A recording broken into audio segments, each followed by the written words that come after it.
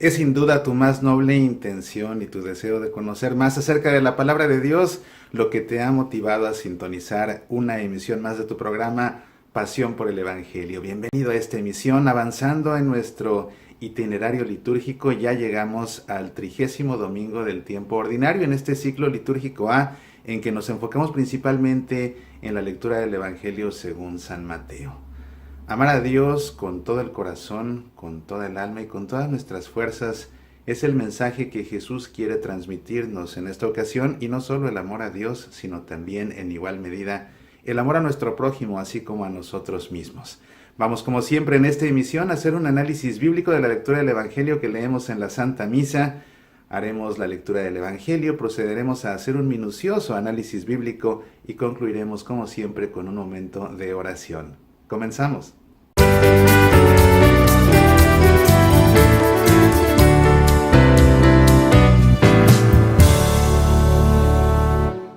En este 30º domingo del tiempo ordinario, Mateo nos dice lo siguiente en su Evangelio.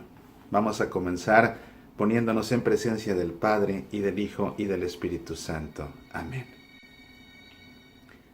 Cuando los fariseos se enteraron de que Jesús había hecho callar a los saduceos, se reunieron con él, y uno de ellos, que era doctor de la ley, le preguntó para ponerlo a prueba: Maestro, ¿cuál es el mandamiento más grande de la ley? Jesús le respondió: Amarás al Señor tu Dios con todo tu corazón, con toda tu alma y con todo tu espíritu. Este es el más grande y el primer mandamiento.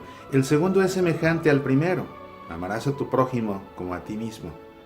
De estos dos mandamientos dependen toda la ley y los profetas. Este es el Evangelio de esta ocasión. Es una perícopa muy corta, es la perícopa del mandamiento principal.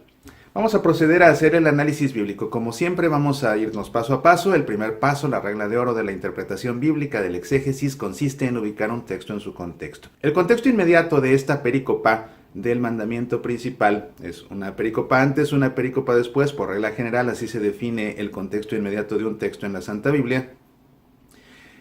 La perícopa anterior contiene la controversia entre Jesús y los saduceos acerca de la resurrección, de la vida eterna.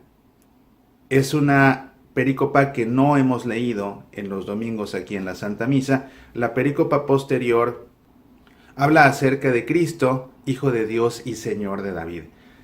Siendo más específicos, el texto que hoy nos ocupa pertenece a 4 controversias que Jesús sostiene con los fariseos, con los saduceos y con los herodianos. De hecho, en la Santa Misa anterior habíamos leído ya una de estas controversias en la que Jesús se encara con los herodianos. En esta ocasión, Jesús se encara con los fariseos. En la perícopa intermedia entre esas dos, Jesús se encara con los saduceos. Los saduceos no creían ellos en la resurrección, y de ahí que tienen una disputa acerca de este tema, y Jesús, por supuesto, les tapa la boca con su enseñanza. El contexto amplio de esta perícopa del mandamiento principal es todavía esta gran sección del Evangelio según San Mateo, que habla acerca de la próxima venida del reino de los cielos. Ya estamos llegando al final de la vida pública de Jesús, al mismo tiempo litúrgicamente que ya estamos llegando al final de nuestro año litúrgico. Estamos llegando al final de la vida pública de Jesús. Después de esto, Jesús, que ya se encuentra en Jerusalén, todos estos encuentros con todas estas personas, Jesús de hecho los está sosteniendo en el templo de Jerusalén, en un ambiente público, rodeado de los discípulos de Jesús mismo. Posteriormente, Jesús va a pronunciar un discurso escatológico, es decir, un discurso sobre el final de los tiempos, y de ahí ya iniciará lo que será su pasión y su muerte y su resurrección.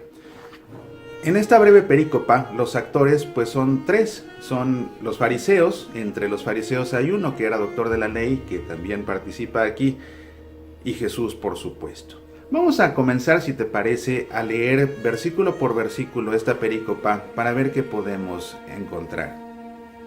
La perícopa comienza diciendo así: cuando los fariseos se enteraron de que Jesús había hecho callar a los saduceos. ¿Quiénes eran los fariseos? Los fariseos eran un grupo importante entre los judíos. Ellos eran al mismo tiempo una escuela de pensamiento, un movimiento social, un partido político. Ellos habían surgido 600 años antes del nacimiento de Jesucristo, en el periodo en el que los judíos son deportados a Babilonia. Y es cuando surgen los fariseos. Los fariseos eran un grupo entre los judíos que se esforzaban ellos por cumplir con la ley. Eran muy celosos de la ley, ellos querían encontrar la perfección en el cumplimiento de la ley. Eso los hacía ser personas buenas en realidad, porque siguiendo la ley al pie de la letra, pues lógicamente su comportamiento era un comportamiento decente, era un comportamiento bueno, era un comportamiento digno. El problema que tenían los fariseos es que ellos se afanaban por cumplir la ley por la ley misma. Era un cumplimiento muy riguroso de la ley, pero únicamente por la observancia de la ley en sí, en todo caso por la perfección personal. Pero era un cumplimiento hueco, era un cumplimiento que no procedía del amor a Dios y que tampoco implicaba el amor al prójimo. Eso es lo que a Jesús no le gusta, y de ahí es de donde surgen los desencuentros entre los fariseos y Jesús, porque a Jesús no le gusta la actitud de ellos. Sobre todo es la actitud de los fariseos, que son muy buenos sí porque cumplen la ley al pie de la letra, pero que no están motivados por el amor ni por la caridad de ninguna forma. Al menos no la mayoría, porque entre los fariseos había algunos que incluso llegaron a ser seguidores de Jesús. Pensemos en José de Arimatea, pensemos en Nicodemo, por ejemplo. En esos tiempos de Jesús había 4 grupos, 4 escuelas de pensamiento, si tú quieres. Unos eran los fariseos, otros eran los saduceos, que son mencionados en esta perícopa, otros eran los esenios y otros eran los celotas. Y los más importantes de ellos, sin duda, eran los fariseos. De hecho, ellos duraron muchísimo tiempo. Como te digo, surgieron 600 años antes del nacimiento de Jesús y desaparecieron más o menos 160 años después del nacimiento de Jesús, ya en el año 160 de nuestra era, de la era cristiana. Los fariseos sí creían en la resurrección, porque de entrada los fariseos creían en que el alma era inmortal, a diferencia de los saduceos. Los saduceos no pensaban que el alma fuera inmortal, por ende no creían ellos en la resurrección, pero los fariseos sí. Incluso fíjate que es altamente probable que el autor de los libros de los Macabeos, libros del Antiguo Testamento, el autor de estos libros de los Macabeos haya sido un fariseo, porque parte de la temática de estos libros de los Macabeos son precisamente la oración por los difuntos y también la intercesión de los santos, ideas con las que comulgaban estos fariseos. Pero como te digo, el problema con Jesús era la actitud que ellos tenían. En el caso de los saduceos fueron un grupo de mucho menor influencia realmente que los fariseos, de mucho menor influencia que los fariseos, y duraron realmente muy poco tiempo. Ellos surgieron en el año 163 a.C. y desaparecieron en el año 70, al mismo tiempo que el templo de Jerusalén fue destruido por parte de los romanos. Los saduceos eran un grupo entre los judíos que estaba formado por gente pudiente, por gente muy adinerada. De ahí que tuvieran ellos influencia política. Parte de lo que los saduceos hacían era mantener el templo precisamente en cuestión económica, y también mantenían ellos al ejército en cuestión económica.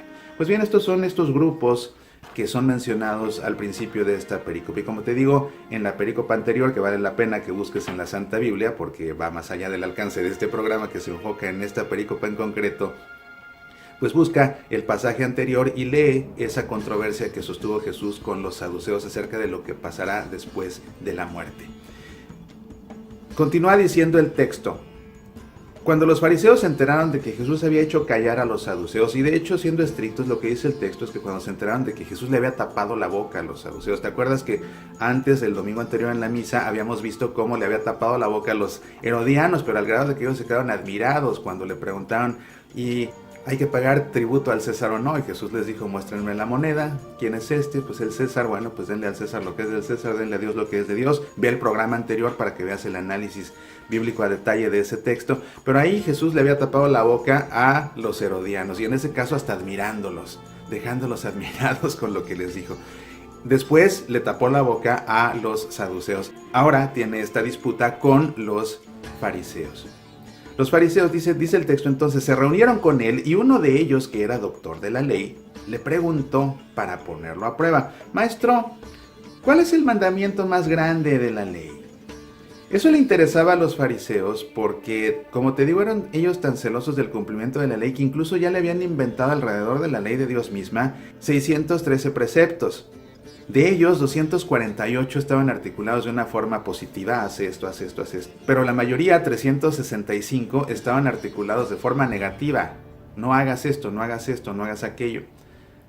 613, imagínate, entonces ellos habían construido un valladar en torno a la auténtica ley de Dios. Entre todos esos preceptos, ellos le preguntaron a Jesús, a ver, ¿cuál es el más importante de todos? Y la respuesta que les da Jesús no solamente sobrepasa cualquier cosa que ellos pudieran haber estado esperando en respuesta. Y claro, es que ellos querían que Jesús les diera una respuesta con la cual ellos pudieran decirle, no, estamos en desacuerdo porque el más importante es este otro. Y con eso echársele encima y con ello desacreditarlo entre todos sus discípulos. Recuerda, estas disputas de Jesús con estos grupos de personas suceden en público, porque estos grupos lo que quieren es desacreditar a Jesús en primer lugar para que la gente deje de creer en él y de seguirlo, pero también lo que buscan es encontrarle la forma de poder inculparlo de algo y así aprenderlo y entregarlo a las autoridades. Pero pues lógicamente no pueden contra la sabiduría de Jesús. Entonces la respuesta que les da Jesús es esta. Jesús les respondió, dice el Evangelio, amarás al Señor tu Dios con todo tu corazón, con toda tu alma y con todo tu espíritu. Así es como lo recoge Mateo, con toda tu alma, con todo tu corazón y con todo tu espíritu. Pero la respuesta que le está dando Jesús a los fariseos es una frase fundamental de la oración más sagrada de los judíos, la oración del Shema. Los judíos, sobre todo los judíos ortodoxos, rezan por la mañana y por la tarde la oración del Shema. Shema Israel, Adonai Eloheinu, Adonai Echad. Escucha Israel, el Señor es nuestro Dios, el Señor es uno. Esta oración está tomada precisamente del libro del Deuteronomio. Esta oración del Shema dice así, escucha Israel, Adonai es nuestro Dios, Adonai es uno. Bendito sea el nombre de la gloria de su reino por siempre jamás. Amarás a Adonai, tu Dios, con todo tu corazón, con toda tu alma y con toda tu fuerza. Y estas palabras que yo te ordeno hoy estarán sobre tu corazón. Las enseñarás a fondo a tus hijos y hablarás de ellas al estar sentado en tu casa y al andar por el camino, al acostarte y al levantarte. Las atarás como señal sobre tu mano y serán por recordatorio entre tus ojos. Las escribirás sobre las jambas de tu casa y en tus portones. Esta oración, como te digo, es la oración más sagrada para los judíos. Y fíjate cómo esta frase precisamente, amarás a Adonai tu Dios con todo tu corazón, con toda tu alma, con toda tu fuerza, dice aquí que estas palabras que Dios ordena que estén sobre el corazón. Sobre el corazón, es decir, ese amor tiene que venir del corazón. Y dice, las enseñarás a fondo a tus hijos para transmitirles ese amor a Dios con todo el corazón, con toda el alma y con todas las fuerzas. Y hablarás de ellas al estar sentado en tu casa y al andar por el camino, es decir, en todo momento, en toda la vida, tanto dentro de casa como fuera de casa. Amarás al Señor tu Dios, que es uno, con todo tu corazón y con toda tu alma y con todas tus fuerzas. La oración dice Adonai porque acuérdate que los judíos no pronuncian el nombre sagrado de Dios, porque el nombre sagrado de Dios es de hecho impronunciable. Ese nombre con el que Dios se reveló, con el que se le reveló a Moisés, formado por esas 4 letras que realmente forman un vocablo impronunciable, la Yod, la He, la Waw y la He, que en ocasiones nosotros traducimos de manera equivocada, incluso ya lo puntualizó el Papa Benedicto XVI en su momento, de manera equivocada como Yahvé, peor aún como Jehová, pero que en realidad esas 4 letras tienen el propósito de ser impronunciables. ¿Por qué? Porque cuando nosotros le ponemos nombre a alguien o a algo, lo delimitamos. Ponerle nombre a algo es delimitarlo, y Dios es eterno, no alcanzamos a abarcarlo con nuestra mente limitada, de ahí que no podamos nosotros nombrarlo. Y de ahí que Dios mismo se haya revelado con un nombre impronunciable, ¿verdad? Que sí tiene un significado, el que es. Dios es el que es sin que nadie lo haya hecho ser. Es el único que es porque es en sí mismo y por sí mismo y para sí mismo. Entonces los judíos, teniéndole tanto respeto al nombre de Dios, cuando ellos tenían que pronunciar el nombre de Dios, lo sustituían por diferentes vocablos y uno de ellos era precisamente este Adonai, que significa el Señor. Entonces nosotros podríamos traducir esta frase del Shema de esta manera: escucha Israel, el Señor es nuestro Dios, el Señor es uno, ¿verdad? Este Adonai, Adonai. Pero la frase fundamental es esta: amarás al Señor tu Dios con todo tu corazón, con toda tu alma y con todas sus fuerzas. Eso es lo que le responde Jesús. De esta manera, ya que podían ellos discutirle. Claramente dice, esto es lo más importante. Y ellos tenían que saber que era lo más importante porque como fariseos lo rezaban en la mañana y lo rezaban por la tarde. Y sabían que tenían que decir estas palabras sentados en su casa y en el camino, es decir, a lo largo de toda su vida. ¿Cómo le podían discutir a Jesús con esta respuesta que les estaba dando? Pero ahora Jesús aporta algo novedoso. Lo que dice Jesús después es algo nunca antes escuchado, nunca antes enseñado por ninguno de los rabinos. Nadie nunca había dicho lo que Jesús en este momento les va a decir. Este es el más grande y el primer mandamiento. El segundo es semejante al primero: amarás a tu prójimo como a ti mismo. La novedad de la enseñanza de Jesús, la novedad del Evangelio, es que el amor al prójimo como el amor a uno mismo están a la altura del amor a Dios. Por eso dice, el segundo mandamiento es semejante al primero. Es decir, hay que amar tanto a Dios como al prójimo. Y eso, precisamente ese amor al prójimo, es lo que le falta a los fariseos. Es lo que le falta a los fariseos. Con la primera respuesta que Jesús les da, ellos saben que no tienen nada que reprocharle ya. ¿Qué le pueden decir? Les dijo la verdad. Pero esto que les está diciendo ahora es algo que les pega fuertemente a ellos, porque ellos saben en el fondo que en realidad la gente no les importa en lo absoluto. Ellos lo que quieren es simplemente cumplir la ley para ser perfectos, incluso por arrogancia. El que quiere ser perfecto de esa manera, simplemente cumpliendo una serie de requisitos por perfeccionamiento personal, lo está haciendo por arrogancia. El que procede amando, cumple la ley por amor, ¿verdad? El que no roba, el que no mata, el que no miente, el que no es infiel en su matrimonio, el que no codicia, el que no tiene envidia, lo hace precisamente por amor, y al amar cumple con los mandamientos. Y Jesús remata diciendo, de estos dos mandamientos, no del primero solo, de los dos, de estos dos mandamientos dependen toda la ley y los profetas. Toda la ley y los profetas. Cuando Jesús dice, el segundo mandamiento es semejante al primero, y dice, amarás a tu prójimo como a ti mismo, Jesús ahora no está citando el Deuteronomio, está citando el libro del Levítico. Y al Jesús decir que de estos dos mandamientos dependen toda la ley y los profetas, lo que Jesús les dijo fue, de esto depende toda la Torá y los Nebim, es decir, la Torá, la ley, los 5 libros de la ley que nosotros llamamos Pentateuco, y los profetas, es decir, todos los libros proféticos.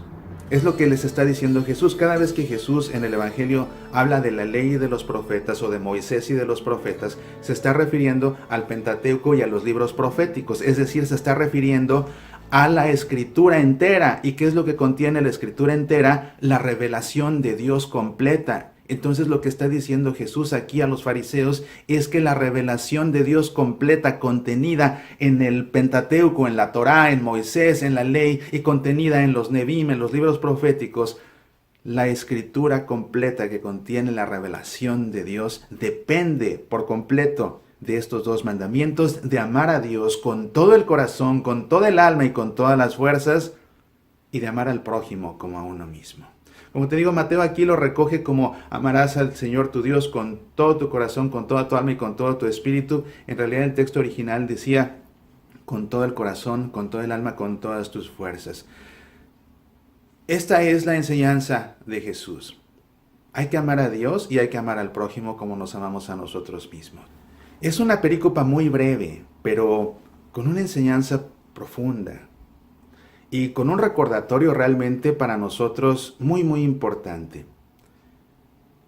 El amor verdadero a Dios es ese amor con todo el corazón y con toda el alma y con todas las fuerzas. Y al hablar de las fuerzas, nos deja claramente ver que el amor no es algo que solamente procede del corazón, sino que al decir que procede del corazón y procede del alma, Jesús nos está diciendo que el amor debe proceder de todo nuestro ser por completo, de todo nuestro ser, pero dice también y con todas tus fuerzas. Y esto fue lo que dijo Dios, fue lo que Dios ordenó al pueblo de Israel desde el Antiguo Testamento, y con todas tus fuerzas. Es decir, que el amor no es un sentimiento, el amor es un acto de voluntad. Y el amor verdadero a Dios tiene que hacerse con el máximo acto de voluntad. De ahí que para amar a Dios en verdad hay que amar no solamente con todo el corazón y con todo el alma, es decir, no solamente con todo nuestro ser, sino que hay que amar a Dios con todas nuestras fuerzas, es decir, con todo nuestro acto de voluntad al máximo, llevado al máximo. Ese es el verdadero amor a Dios. Y no solo hay que amar a Dios, hay que amar también al prójimo como a nosotros mismos. Eso fue lo que Jesús nos vino a enseñar precisamente. Que hay que amar con todo el corazón y con toda el alma y con todas nuestras fuerzas. Y es que no hay otra forma de llegar a Dios si no es de esta. Para amar a Dios necesitamos ser santos. ¿Y cómo podemos nosotros llegar a ser santos?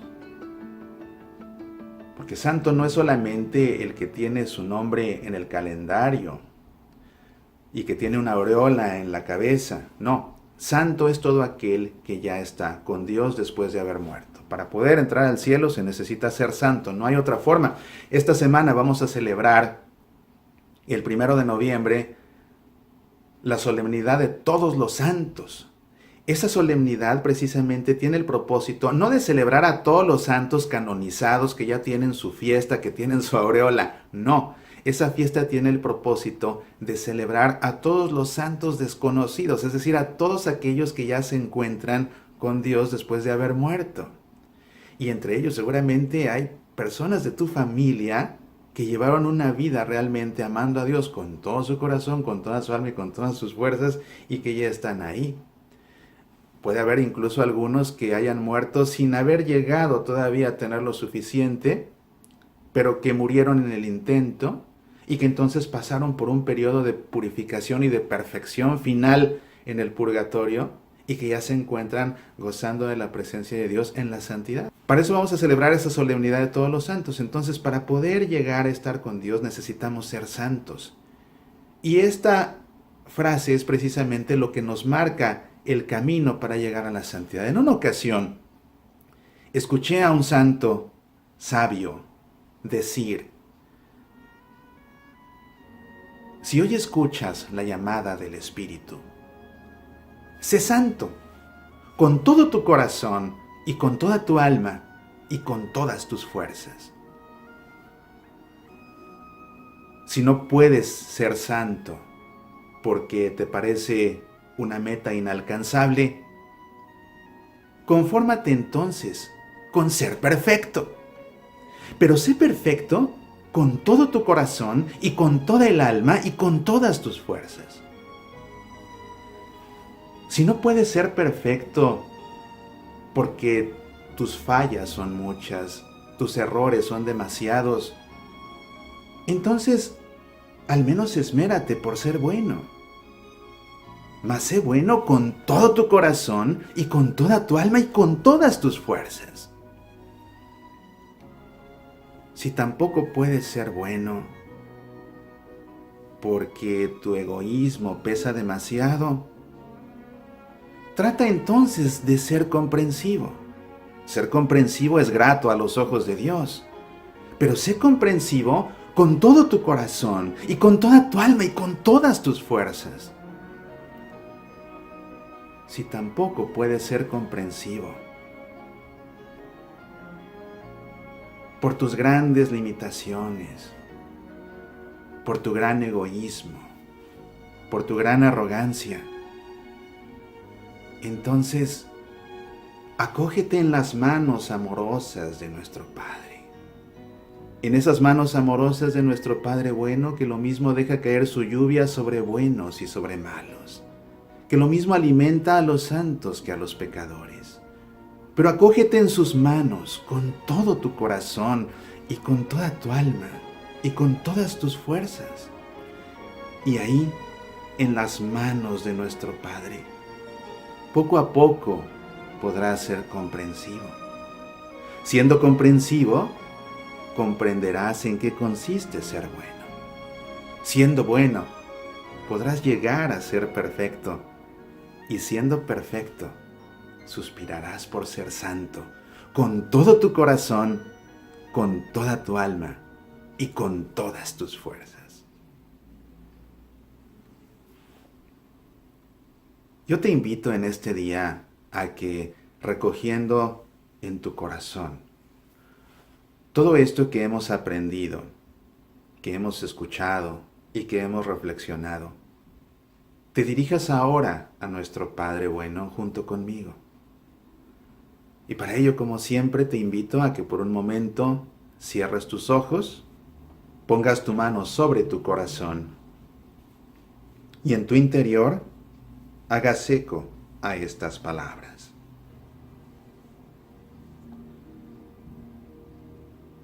Padre bueno,